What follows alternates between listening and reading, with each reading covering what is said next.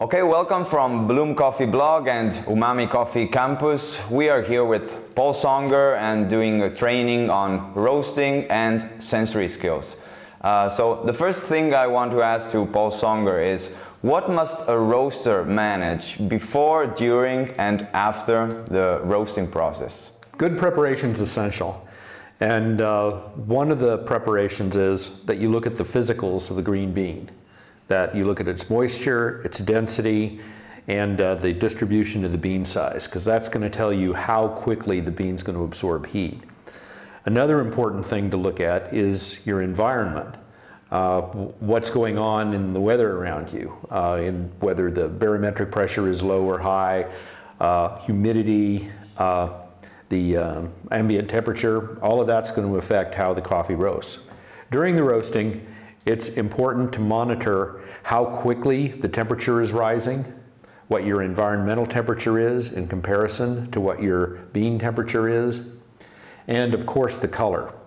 A good roaster develops a sense of how the coffee is developing by being able to look at the color, and sometimes you can actually smell some things as well. But the idea is you're monitoring the roast and you're watching each step as it goes through the different stages, from gold to first crack and second crack if you go into there and beyond. But you want to make sure that the timing is correct, that you're allowing the right amount of development for that particular coffee and the development you intend.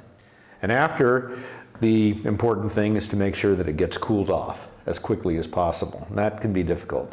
You've got a lot of heat built up in those beans, so as soon as you dump it out, air cooling is always better than trying to quench it. And the air, you just have to try and stir it and get it as cool as possible, as quickly as possible. After the roasting, you evaluate what went on.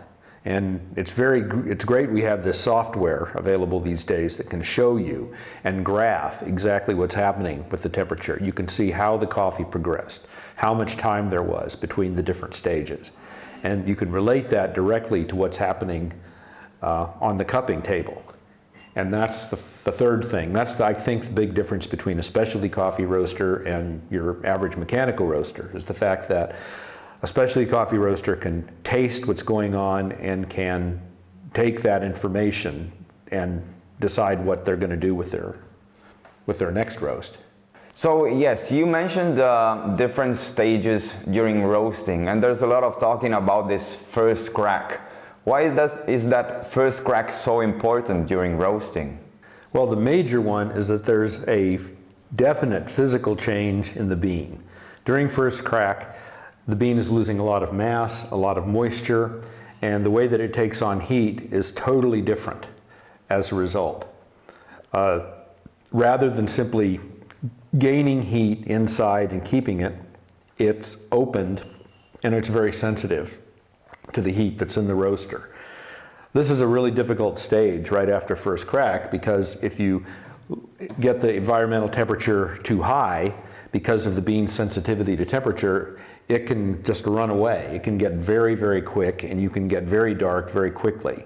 On the other hand, if you don't have enough temperature in, then the roast stops, because the roast always, the environmental temperature should always be above, even if it's just a little bit above, the bean temperature.